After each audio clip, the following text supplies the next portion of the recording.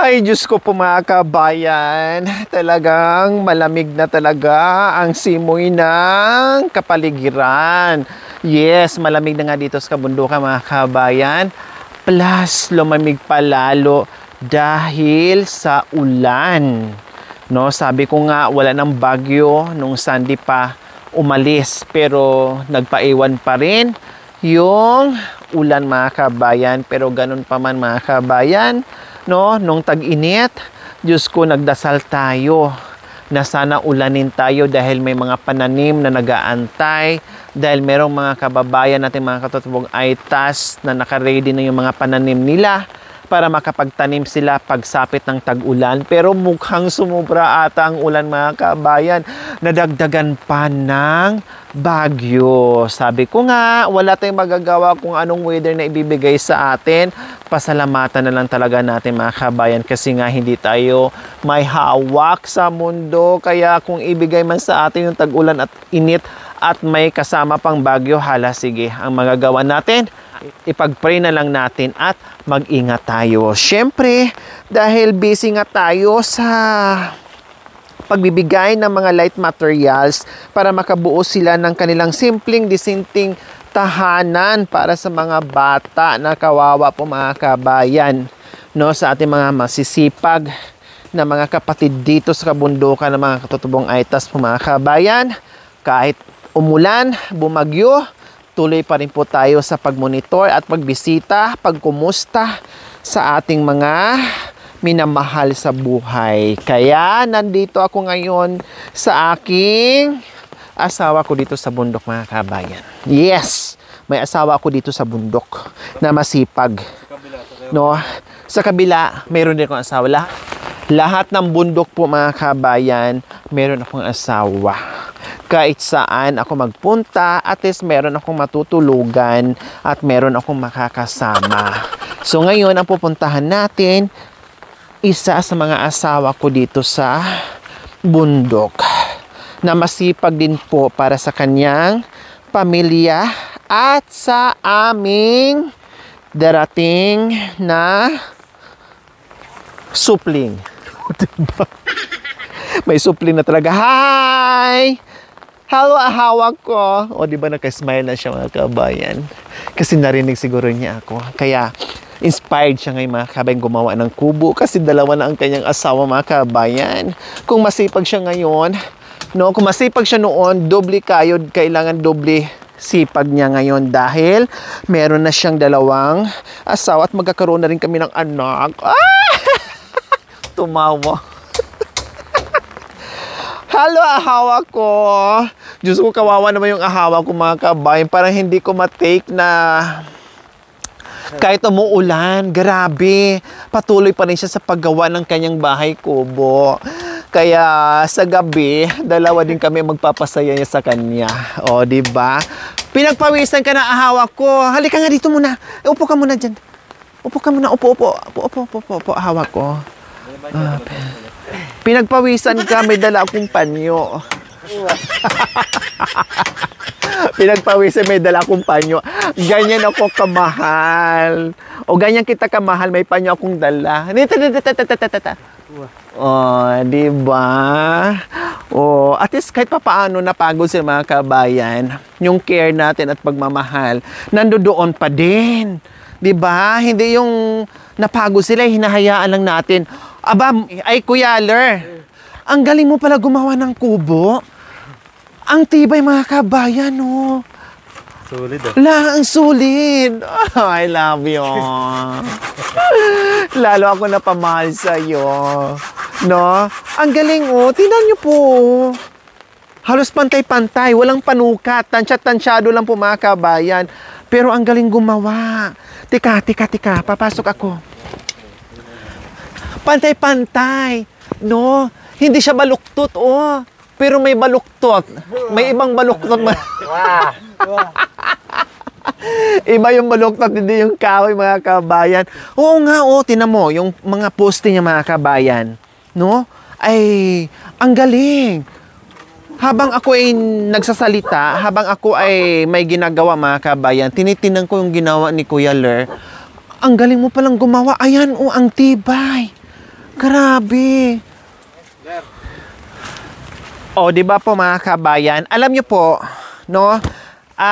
Sa katunayan po, sabi ko, hindi sila kalayuan dito ni Kuya Moy and Kuya Ler. No, sabi ko, magtulungan sana sila. No, unahin mo na yung bahay ni Kuya Moy and then isunod ito. Pero, sa kagustuhan nila, nag-usap silang dalawa, kanya-kanya na daw po silang diskarte. No, solo-solo flight dahil si Moy kailangan din niya madaliin dahil tag-ulan na ngayon, and then si Kuya Ler naman kailangan din niyang madaliin yung bahay niya kasi tag-ulan na ngayon. Kaya sabi niya, o sige, gawa ka sa'yo, gawa na lang ako. Dapat sanib pwersa po sila mga kabayan. Yun talaga yung tandem, dalawa sila para magtulungan. Pero sila na nag-usap at sinabi na sa akin kanina na kanya-kanya na lang para may naumpisahan si Kuya Ler at patapos na rin kay Kuya Moy. Okay lang, at least sila naman nag-usap. Ay, kabayo ka! May galit ka sa akin? Hindi. Hiwalay na tayo. Nang bubugbog ka pala ng asawa. Ay, ang ingay ko na may natutulog pala. Pero hindi ko pa masyadong naaninagan kanina, Kuya Ler, kung talagang baluktot yung ibang kahoy dyan.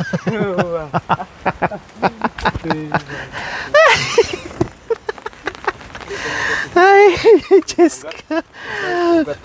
Oh, diba? Ang galing mo palang gumawa, ha? Napabilib ako sa'yo, Kuya Ler. Natutuwa ako. Ate Veronica? Oh, yung kabit, kumusta? Kamusta ka dyan? Ha?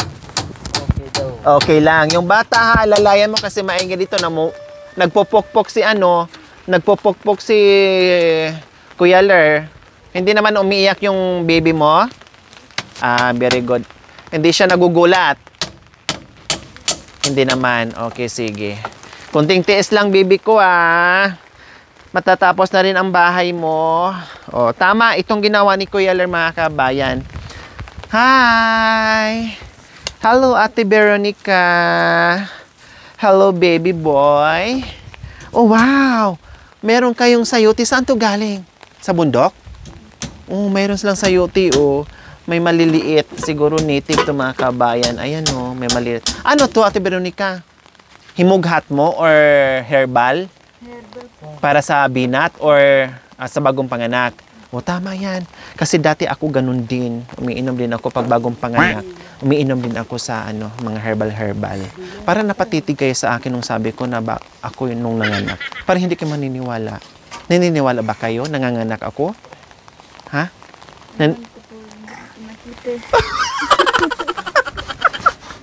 Kailangan mo pa bang makita kung paano ako manganak bago ka maniwala? Ha? Kailangan mo pa bang masaksihan kung paano ako umiri na may lumabas na ulo? Kumusta na, Ate Veronica? Anong pakiramdam mo ngayon na ang galing palang gumawa ng kubo ng asawa natin? Ha? Kahit umulan, kumukuha na. Tuloy-tuloy pa rin siya sa pangunguha. Ayan. Kasi minamadali din niya. Oh.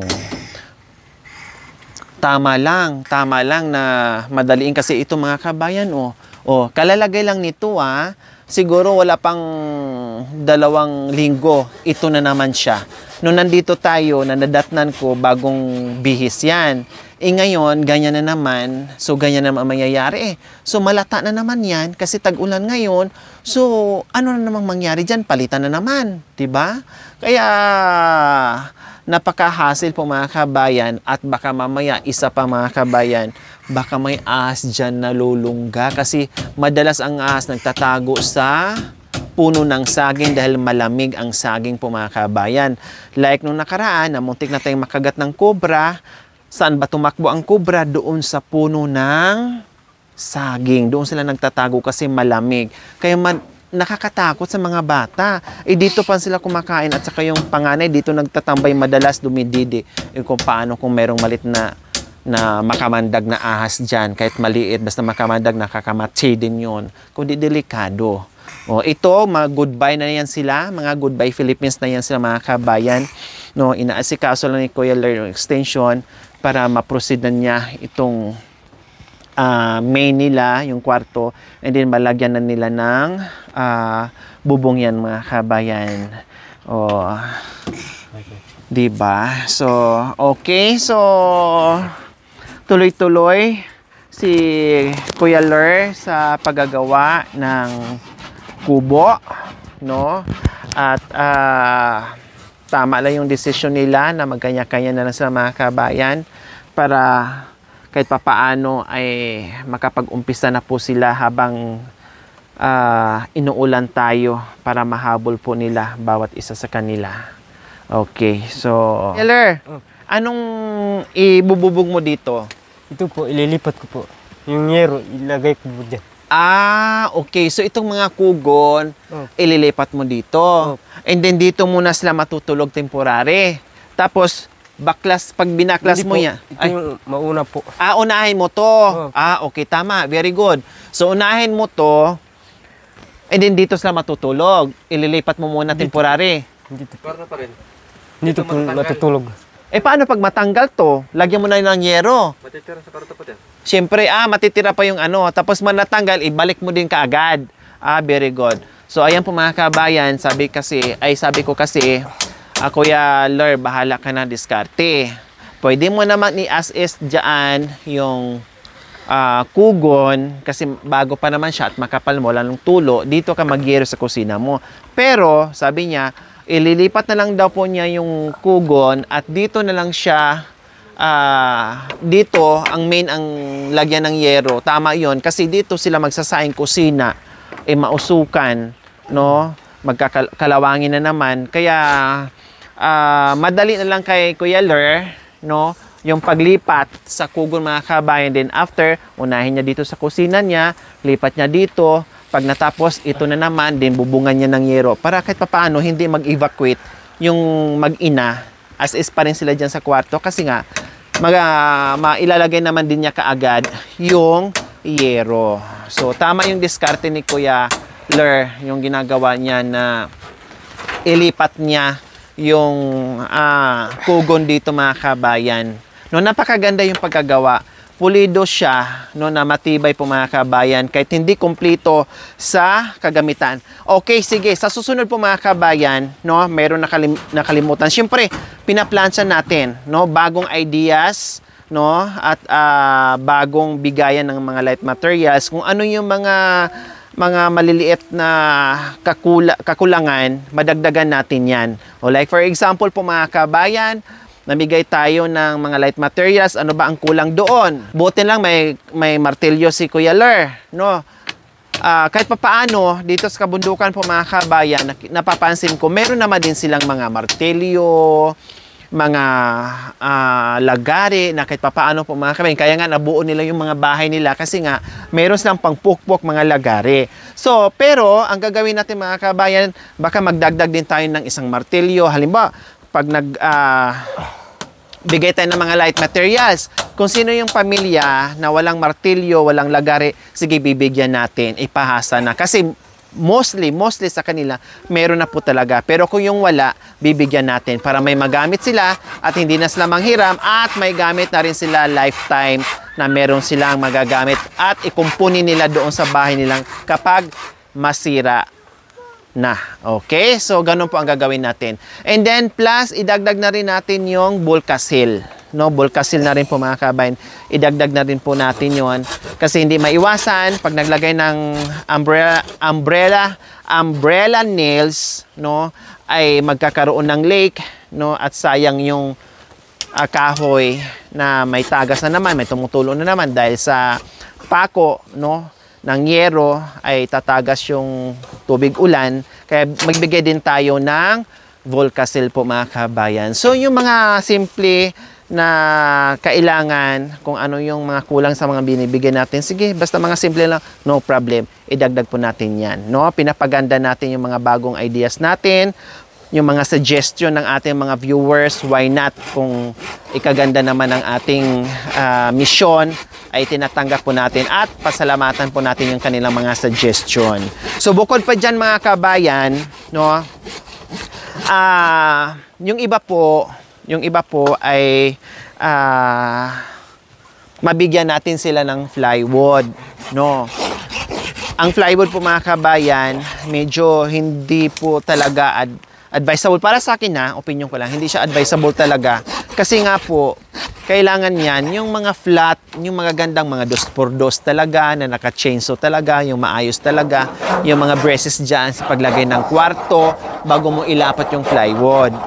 Pero, sa bagong ideas natin ngayon, no, makikita natin kung anong difference, no, sa mga kahoy na ganito lang ang gagamitin or kawayan. Makikita po natin yan actual kapag nailagay na po nila sa pagbalik natin kapag natapos na kung anong magiging sistema. Ito ay patikim lang. Ito ay sinusubukan lang natin kung ano ang pwede nating i-replace dito sa plywood. Kasi may nagsasuggest po mga kabayan na cladding.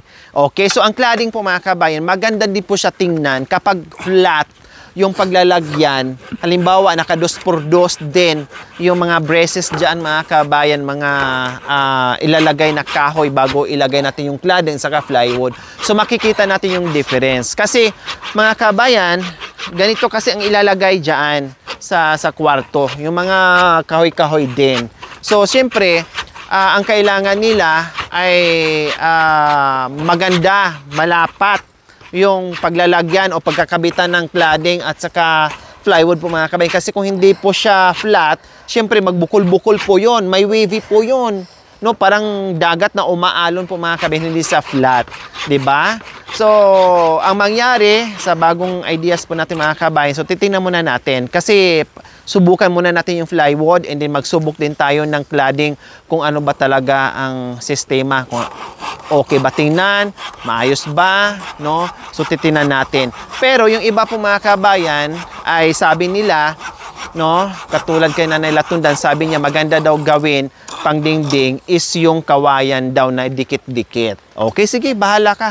Sabi ko, basta yan ang idea mo, gusto mo, okay, sige, maganda naman din yon, no? Dikit-dikit na kawayan kasi sa amin nga ganyan din noon eh. Okay naman, no? So, depende sa mga sitwasyon, sa mga bagay-bagay po mga kabayan, yung ating papagawa ng mga light materials. No? Okay, Kuya Ler, halika muna, ahawa ko. Baba ka muna. Saan ka dumaan? Ha? Diyan. Dito. Ah, wow. O, dahan-dahan na. Nandyan yung anak natin. Magagawa Anak pa. natin. Halika. Ang bilis mo pala gumawa ng ano, ng bahay. Bahay kubo. Akala ko ay magtutulungan kayo ni Kuya Moy. Anong nangyari? Bakit naghihiwalay kayo ngayon? Nag-iwalay para Hindi naman kayo magkagalit. hindi po. Kanya-kanya para Yun ang usapan nyo. para magkasabay. Oh. Sa kanya nauna sa kanya. Walang tumulong sa'yo? Wala. Ako lang ang nag-akit diyan. Bakit walang tumulong? Eh, nandyan naman si Bianan, si kapatid. Namumuso po sila. Hindi mo naman maano sila. Di kasi masahan. may trabaho naman sila. Hindi mo naman sila mababahala. Oo, so sabi ko nga po mga kabayan, no, kahit malang isa o dalawa ang tumulong sana, bali apat sana sila mga kabayan ang gagawa. No, kailang hindi naman din na tuloy yung usapan namin kasi nga sila na decide na kanya-kanya na lang sila ng gawa. Tama nga naman, kung si Kuya Ler nag-umpisa na rin dahil hinahabol din niya yung ulan. Okay lang, matatapos din. Sabi ko nga, kung walang ulan, baka malapit na, nailipat mo na, no? Kailang umulan kasi. Pag umulan, malilipat na yan. Oo. Kaya ang problema po is ulan lang talaga ang humarang. Kahit sila mag-isa mga kabayan. Kasi ito nayari ang mga bahay nila mga kabayan. Sila lang din. No? Bihira mo na talaga maano yung bayanihan na nandiyan kaagad. Siguro maibigay isang araw, 2 araw. Sabi ko nga, Sabado, Linggo, wala silang pamumuso. Dapat yun ang araw na pwedeng sumaglit tulong sana. No? Pero busy. So, siyempre, ganun talaga. Sabi ko nga, kapag gusto, may paraan. Pag ayaw, maraming dahilan. So, ganyan talaga ang buhay ng tao, mga kabayan. Pero ganun pa man, hindi rin nagpatinag si Kuya Ler, ay tuloy-tuloy din siya sa paggawa ng kanyang bahay kubo. At ako'y na-amaze po mga kabayan. Kasi magaling pala siya gumawa mga kabayan kung mayroon talagang gamit. No? Magaling, matibay siya gumawa at magaling gumawa po mga kabayan. Ako'y natutuwa sa kanya. Kaya pala yung gumawa ng ganito mga kabayan. No? At okay, so basta ituloy mo na lang Kuya Ler. no? Siguro sa pagbalik ko dito Tapos na. ay tapos na, no? Matatapos na para matutuwa yung ating mapagmahal na sponsors at ating mga viewers na hindi na sila mag-alala sa iyo, lalong-lalo na sa mga anak mo. May bago pang panganak mga kabayan, no? And then, sabi ko nga, yung ginagawa natin, hindi lang sa mga seniors, pati sa mga bata, no, na mga sanggol, mga bata pa lang, no, ay nakakaawa din na walang maayos na shelter po mga kabayan, na nagkakasakit sila dahil syempre dahil sa shelter mo, dahil po isa din po sa shelter, no, na hindi maayos, malamig and everything, na kahit paano nandito tayo na mapaayos natin kahit papaano mga kabayan. Magpapasalamat tayo sa ating mapagmahal and very generous sponsor, Ma'am Pia Cadiz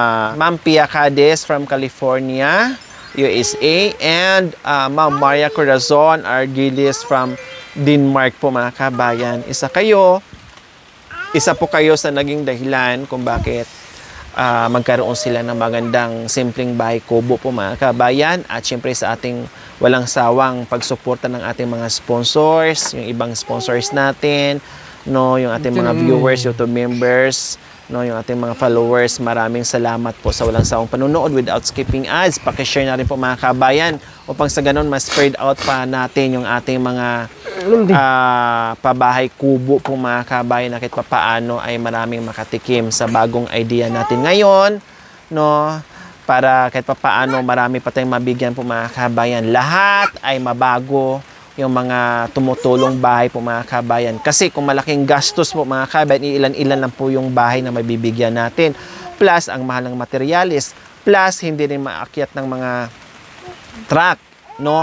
Ang hirap din maghakot ng materialis. Pero unlike kung light materials lang po mga kabayan, no, kahit papaano, kahit yung sobrang liblib po mga kabayan, ay kaya natin buhatin yung mga pako, kaya natin buhatin yung mga plywood or cladding or yero po mga kabayan. Madali lang buhatin. Unlike yung paisa-isa sa mga hollow blocks, sa buhangin, no, and everything, mahirap na po yung mga kabayan. Hindi na po tayo makapasok sa kalibliban dahil ang truck doon lang sa bungad, no? Paano kung maglakad tayo doon sa tutulungan natin ng 1 kilometro o 2 kilometro or more than that? Kaya mahirap, hindi po tayo makapagbigay ng light materials kasi nga hindi po mapasok. Unlike yung ganito lang gagawin natin, light materials ang pamimigay natin, mapasok natin kahit papaano, 'di ba? So magandang ideas, new ideas po natin, and less hassle, less stress, less expenses, and more ang mabigyan ng bahay kubo. Okay, so may pagkain pa. Marami pang bigas, 'di ba? Kasi walang bayanihan nangyari eh. Kundi kayo lang ang kumain doon sa bigas. Okay lang. No, magaling ka namang gumawa. Unti-unti, dahan-dahan lang matatapos mo rin 'yan. Total, kahit hindi ka magtrabaho ng 1 buwan, okay lang, may pagkain ka naman. Kunti lang naman 'yan ang kinakain nyo sa araw-araw, no? Hindi mo na problemahin. Bahay mo, mabubuo pa. Bahay mo, mayayero pa. Oh, 'di ba? Tapos, matapos na lang yung bahay kubo mo, hindi pa yan mauubos yung bigas mo, for sure. Kasi kayo lang ang kumakain. Oh, talaga. Hindi pa bukas. Oh, 'di ba? Parang kay Moy din, ganun din. Yung unang bigay hindi pa nangalahati, yung pangalawang bigay hindi pa nabuksan. Ganun din sila kasi matipid din sila mga kabayan. Kasi sila lang din. 'Di ba? Lalo na dalawa lang malaki. Kumusta na ang baby boy? Aba, tahimik ka ngayon, Ang ganda-ganda ng mukha na ngayon, maaliwalas na. Alam mo na gumagawa si Papa ng bahay kubo mo. Kailan nagpupukpuk si Papa? Maingay. Kaya tiis ka lang ha. Malapit na matatapos yung bahay ng Papa mo. Vitamins na pinapainom mo, Veronica? Nakayari na ng puto. Anong ulam nyo, Kuya Lar? Papaya, very good. Anong sahog? Anong pumalunggay? Saka sardinas. Oh, yan. Very good. Pakasarap na ulam. Lalong-lalo na sa bagong panganak. Napakasarap na ulam yan. Huwag kayong magsawa kumain ng papaya at malunggay. Dahil yan ang kailangan ng Vitamin. baby mo. Vitamins. Kailangan ng tatay. Kailangan ng tatay. Pati ng tatay. Para sumigla sa paggawa ng kubo. O, di ba? Ganyan. Oh, sarap ng ulam ng mga kabayan. Sardinas. Ginisang sardinas na merong malunggay at papaya. Diyos ko, paborito kay mga kabayan. Isa sa mga gulay na gusto kong kainin ng kainin. Hindi ako magsasawa. Basta pagdating sa gulay.